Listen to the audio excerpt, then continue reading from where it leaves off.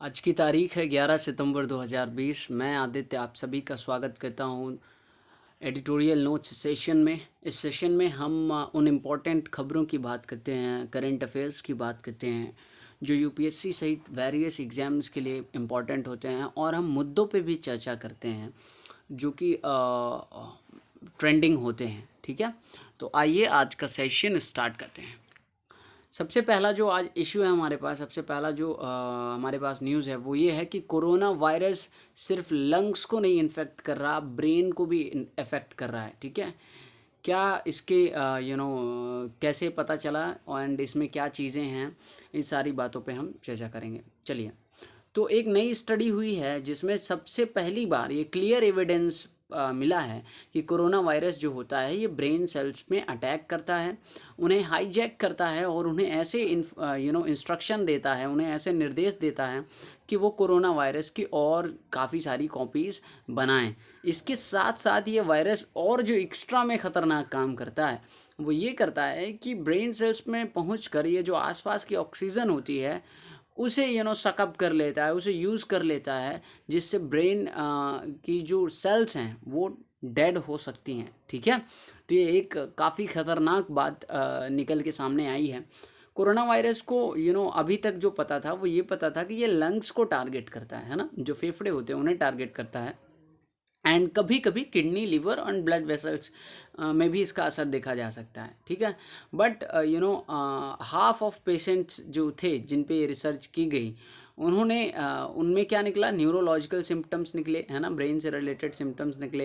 Head एक होता था उन्हें, सर दर्द होता था, कन्फ्यूज़न होता था, डिलेरियम होता था। ऐसी कई सारी जो न्यूरोलॉजिकल डिसऑर्डर्स हैं या न्यूरोलॉजिकल कॉम्प्लेक्सिटीज़ हैं, प्रॉब्लम्स हैं, ऐसी देखी गई उनमें।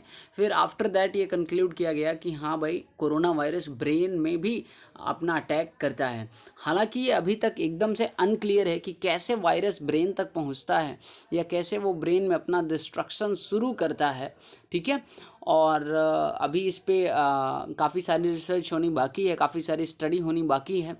हालांकि ये बात है कि ये जो इन्फेक्शन है कोरोना वायरस का ब्रेन में, ये एक रेयर इवेंट है। मतलब हर इन्फेक्शन जो भी कोरोना वायरस से इन्फेक्टेड होगा उस सब में ब्रेन की प्रॉब्लम नहीं देखी जाएगी, ये रेयर केस है। ठीक है, तो वेडनेसडे को ऑनलाइन ये रिसर्च, ये स्टडी आई थी सामने निकल करके, बट अभी इसे रिसर्चर्स ने पब्लिकेशन के लिए प्रमाणित नहीं किया है। पब्लिकेशन मतलब कि इसे पब्लिश नहीं किया गया है।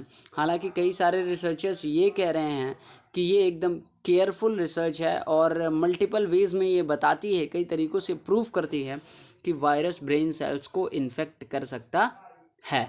ठीक है, आइए अब बात कर लेते हैं ईज 2.0 इंडेक्स के बारे में। ठीक है, ईज इंडेक्स क्या है? Enhanced access and service excellence 2.0 banking reforms ये इंडेक्स है। ठीक है, इसका मकसद क्या होता है? इस इंडेक्स को इसलिए जारी किया जाता है ताकि जो पब्लिक सेक्टर बैंक्स हैं उनकी परफॉर्मेंस को देखते हुए ये ईज 2.0 इंडेक्स 2018 से, मार्च 2018 से 2020 तक इसने पब्लिक सेक्टर बैंक्स की परफॉर्मेंस को देखते हुए एक रैंकिंग जारी की। ठीक है, और जो बेस्ट परफॉर्मिंग बैंक्स थे उन्हें रैंक किया गया।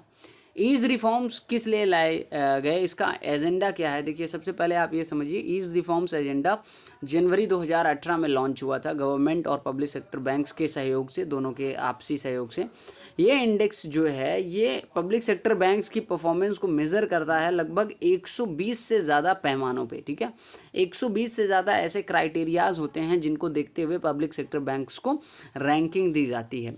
ईज 2.0 इंडेक्स जो कि अभी निकला है, अभी इशू हुआ है, रिलीज़ हुआ है, इसमें जो टॉप परफॉर्मिंग बैंक्स रहे हैं मार्च 2018 से 2020 के बीच में, वो रहा है बैंक ऑफ बड़ौदा, उसके बाद state bank of India and oriental bank of commerce. ठीक है, ये बात हो गई। इसके बाद जो नेक्स्ट इश्यू है हमारा वो ये है कि डिफेंस सेक्टर में एफडीआई को बढ़ा दिया गया है। बड़ी न्यूज़ है, इस पे एक क्वेश्चन बन सकता है, मेंस में भी क्वेश्चन पूछा जा सकता है कुछ ऐसे करके कि एफडीआई जो बढ़ी है डिफेंस सेक्टर में, जो बढ़ा दी गई है, उससे क्या प्रॉफिट हो सकते हैं, क्या लॉस हो सकता है, और इसका क्या वे फॉरवर्ड होगा, है ना, ये सारी चीज़ें। ठीक है, तो अभी हाल ही में यूनियन कैबिनेट ने अप्रूव किया है एक new foreign direct investment policy, जिसमें डिफेंस सेक्टर में जो एफडीआई आती है ऑटोमेटिक रूट के थ्रू, उसे 49% से 74% कर दिया गया। इस बात का पूरा मतलब ये है, देखिए होता क्या है, जब एफडीआई आती है तो अभी तक रूल ये था कि डिफेंस सेक्टर में अगर 49% तक कोई भी फॉरेन इन्वेस्टमेंट आता है तो कोई दिक्कत नहीं है, उसमें गवर्नमेंट की परमिशन लेने की ज़रूरत नहीं है। ठीक है, और लेकिन उसके बाद आता है तो गवर्नमेंट की परमिशन लेनी पड़ेगी।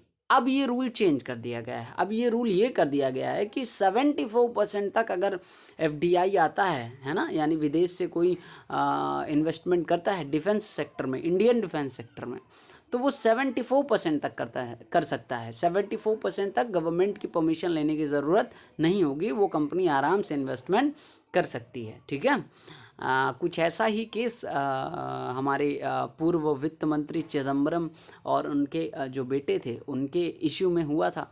आप उस मैटर को एक बार फिर से जाके देखिएगा, दैट्स वेरी इंपॉर्टेंट न्यूज़। ठीक है, इसके बाद क्या हुआ कि पहले जो डिफेंस इंडस्ट्री थी वो 49% तक का एफडीआई ला सकती थी अंडर ऑटोमेटिक रूट। ठीक है, हालांकि ये जो नई पॉलिसी आई है 74% तक एफडीआई करने की, इसमें एक नेशनल सिक्योरिटी क्लॉज भी है ना, देश की सुरक्षा को ध्यान में रखते हुए। अब हम यहाँ पे एफडीआई तो ठीक है, चलिए ये तो ठीक है, इससे जुड़ा एक सवाल है जो कि कई बार इम्पॉर्टेंट हो जाता है कॉम्पिटिटिव एग्ज़ाम्स के लिए, वो ये है कि एफपीआई और एफडीआई में डिफरेंस क्या है। एफपीआई क्या होता है, foreign portfolio investment, and FDI होता है फॉरेन डायरेक्ट इन्वेस्टमेंट।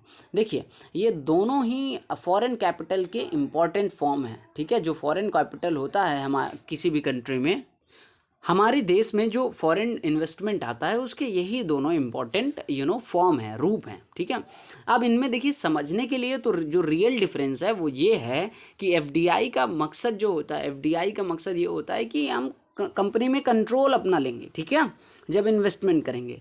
एफपीआई का मकसद ये होता है कि भाई हमें कंट्रोल से मतलब नहीं, हमें प्रॉफिट से मतलब है। ठीक है, शेयर में इन्वेस्ट करते हैं, वो कंपनी की बॉन्ड में इन्वेस्टमेंट करते हैं। ठीक है, FDI implies investment by foreign investors directly in the productive assets of another nation। ठीक है, एफडीआई का मतलब है दूसरे नेशंस की जो कंपनीज हैं या जो प्रोडक्टिव एसेट्स हैं उनमें डायरेक्टली इन्वेस्टमेंट करना। कहने का मतलब है कि उनमें इन्वेस्टमेंट करके उनका कंट्रोल भी अपने पास, जो भी अपने शेयर के हिसाब से है, जो भी आपके इन्वेस्टमेंट के हिसाब से है, वो कंट्रोल लेना।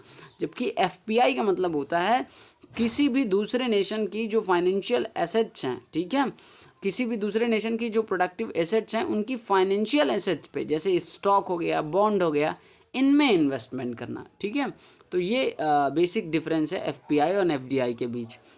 नेक्स्ट जो इशू है वो है प्रधानमंत्री मत्स्य संपदा योजना। हाल ही में प्रधानमंत्री मत्स्य संपदा योजना डिजिटली लॉन्च की गई है। ठीक है, ये एक फ्लैगशिप स्कीम है। देखिए कई बार आप लोगों ने पढ़ा होगा स्कीम्स वगैरह, खासकर जब आप पढ़ते हैं, it is a flagship scheme, flagship scheme. Flagship scheme का मतलब क्या होता है, मैंने 4 बार बोलिए, I am so sorry for that. तो इसका मतलब क्या होता है, देखिए होता क्या है, फ्लैगशिप का अगर हम लिटरल मीनिंग देखें तो ये किसी भी कंट्री की सबसे इम्पोर्टेंट शिप होती है। ठीक है, फ्लैगशिप।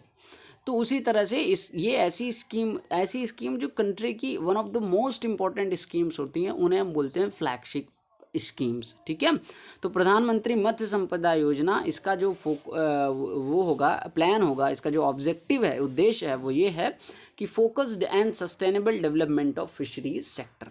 फिशरीज सेक्टर जो हैं, ठीक है, उनमें फोकस्ड और सस्टेनेबल डेवलपमेंट, ठीक है, ये होगा। और ये आत्मनिर्भर भारत अभियान के तहत लॉन्च की गई है।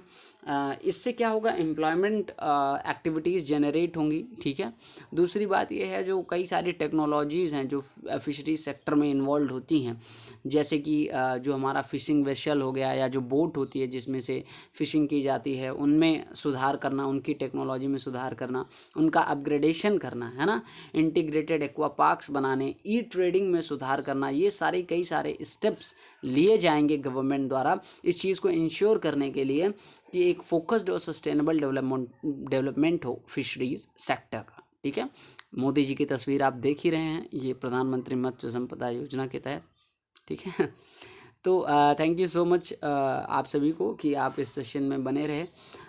मेल दिया गया है मेरा oaditya900@gmail.com। इस पे आप मुझे अपनी क्वेरीज पूछ सकते हैं, ठीक है। टेलीग्राम ग्रुप रॉयल्स एजुकेशन पे आप जुड़ सकते हैं, एंड इस व्हाट्सएप नंबर पे भी आप अपनी क्वेरीज पूछ सकते हैं।